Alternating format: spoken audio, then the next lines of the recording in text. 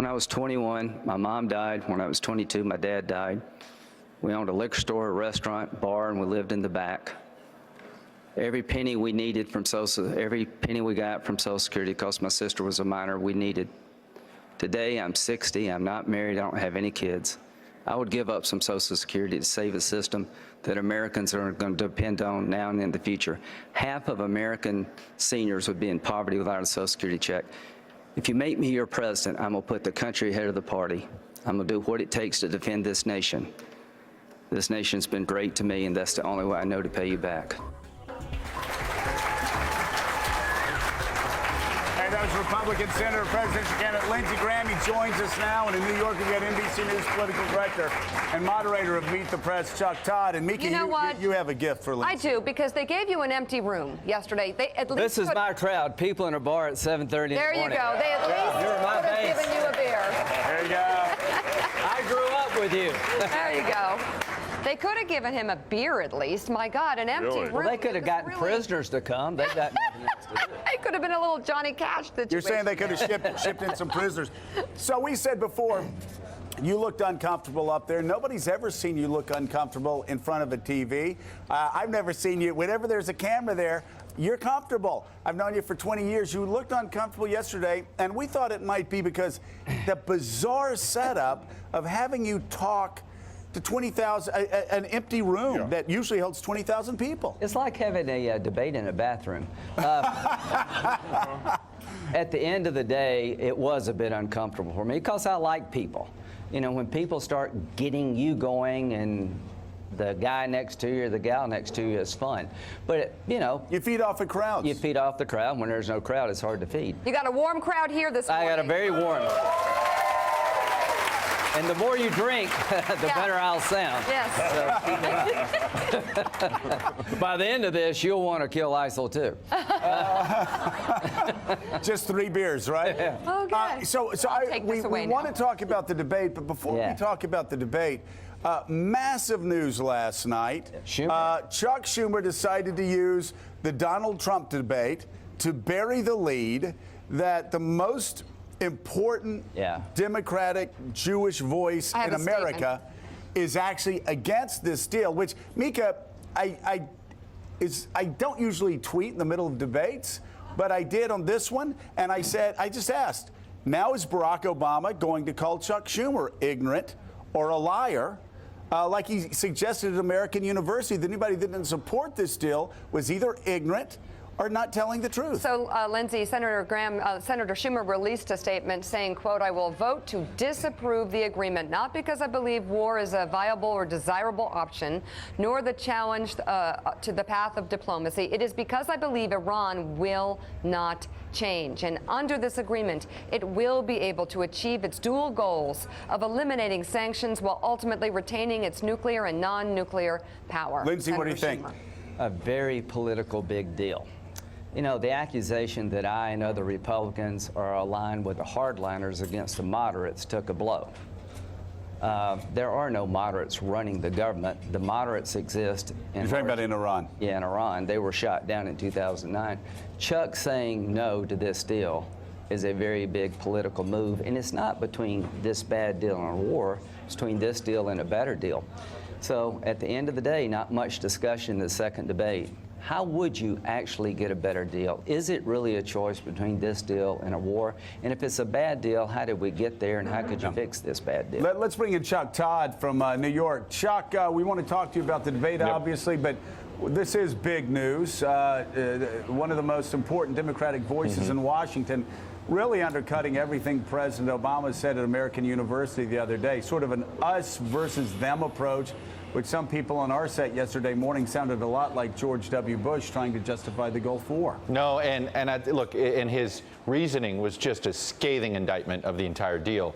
And I think the toughest critique of the deal is where he echoed what Benjamin Netanyahu echoed, has been arguing, which is if Iran complies with the deal, it's a bad deal, is Schumer's argument, because at the end of the deal, if nothing changes inside of Iran, then they're a nuclear threshold state.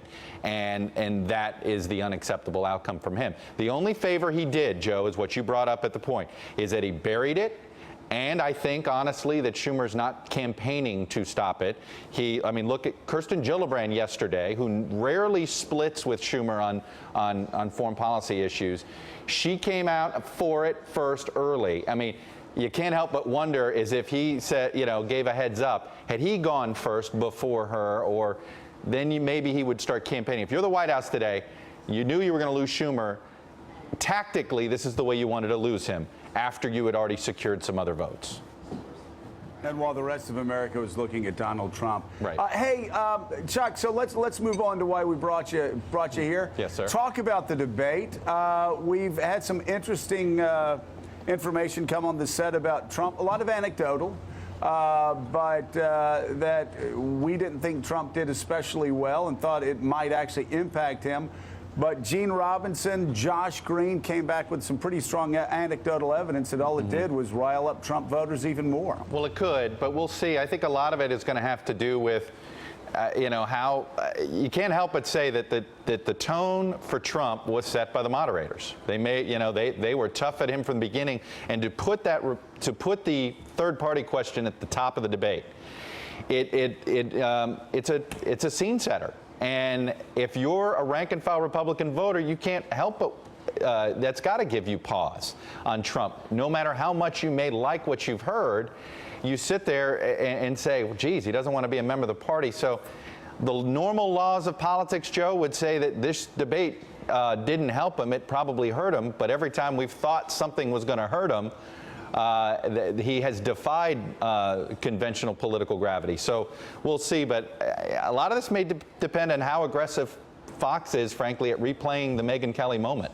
If that is on a loop over the next 48 hours in conservative media circles, that's not good for Trump. Well, I think the big question is what is Fox hearing this morning? And my guess is that Fox is, Lindsey, you're smiling. I think Fox is catching a lot of hell for the debate last night because where Gene was at the American Conservative Union, they were booing the questions. Cheering for Trump, booing the questioners. I had the exact same idea that this was more of an inquisition than it was a debate. And that they... And by the way, you have been very critical of Donald Trump, so for you to say that's pretty strong. Yeah, I mean, at the end of the day, ask the man a question to explain his positions and his solutions rather than start out with a 10-minute question saying you're the biggest bastard on the planet. That's kind of sad. Because he's not. Yeah. He may be in the top 10, but he's not. But here we go. There we go. Yeah, Thank you very much. Keep them drinking. Right. Yeah. Keep them drinking. Please, don't stop at that. Okay. Get the shots, I thought Mika. it was a missed opportunity. I thought it was a missed opportunity to talk about things that really mattered. Did you understand what our position on immigration was after this debate? Everybody was wonderful, but you're not going to self-deport 11 million people. Exactly. So what I don't know. I don't know where we were at self-deportation, or they're just going to magically go away. They really were. And Chuck, I want to follow up on this. And I know all three of the moderators and like them all very much. And they're all very good at what they do, but it was an inquisition of Donald Trump. They were very long questions, and they all ended with a zinger, which was like, so tell me, when again did you become a Republican? No, it was takedown. It was all, as Lindsey Graham said, somebody who's been harshly critical of Donald Trump, it did seem like an inquisition to Trump, while Marco Rubio was getting questions about what was the best way to make daffodils bloom in the springtime. And he said it, and he talked about it with a command, Joe. He talked about what it's like to use peat moss and make sure those flowers grow. No, look, there's different philosophies in debate moderation. Joe, you've done it. You and Mika have done it. I've done it.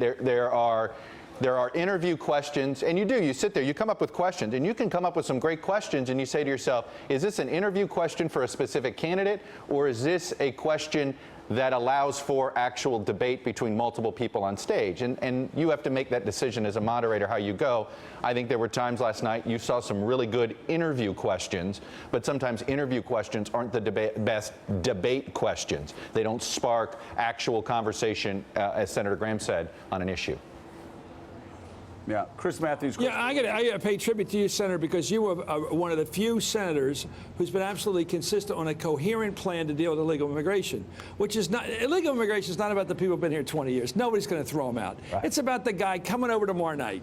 Well, and is he going to come over to a job? You're underestimating some of the people in my party, but most of us wouldn't, yeah. But the guy coming over tomorrow night is coming because there's an illegal job waiting for him up in Chicago or something. He's got a cousin that says, come on up, there's a job in the kitchen. You can make $3 an hour. You're not making anything now, right? That's the deal. And I thought it was great that you pushed for the comprehensive solution, which is we got to deal with people here, but we most of all have to deal with a policy that we follow going into the future. And that's the positive thing that every government has to do.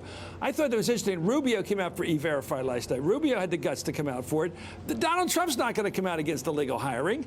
These business guys aren't going to. They need illegal hiring and all these businesses they represent. Well, and I think that's the challenge you have in your party. The Democrats' problem is they want all the votes. There's a reason we've gone from 44% to 27% with Hispanics. It's about this issue. And let me say this. I've been doing this for 10 years. If you got a tattoo for being in a gang trying to solve the immigration problem, I'd have an armful. Mexico's not making these people come here. They're coming here because they want to. Try to get a better life. They live in hellholes. They're trying to come to America. They're mostly very good people. And the whole construct that they're sending their worst to America, I reject. And we're doubling down on a strategy that's not working. We're demonizing a group of people who have relatives who are legal. The DREAM Act kids come here as babies illegal. They've had a brother or sister born here. So when you slander their brother and sister, what do you think the legal part of the family thinks? At the end of the day, I think we're missing a great opportunity to talk about a party that can grow, fix immigration in a rational way. And I'm disappointed as where we're going on immigration. We're going backward, not forward as a party. Senator, let me ask you one more question before we let you go or get you another beer. Yeah, no, please, don't leave. Whichever you choose. As Joe said, you've been very critical of Donald Trump, including on the immigration point you just made there. He's leading the polls. Yeah. Based on what you saw last night, if you should not get the nomination, would you be comfortable with Donald Trump as the nominee for your party? I would vote for the nominee. If it's Donald, I would hold my nose and vote, but Hillary Clinton would beat him like a drum. You think so? I know so. 60% of the people say they would never vote for him under any circumstance. So that seems like a good guy to pick. I don't think that's the beer talk. No. I think we could have a facial expression contest. Lindsey and me. I'm serious. You're pretty good. I love it. Thank you very much for coming on the show. Thank you, Lindsey. Really appreciate it. Hey.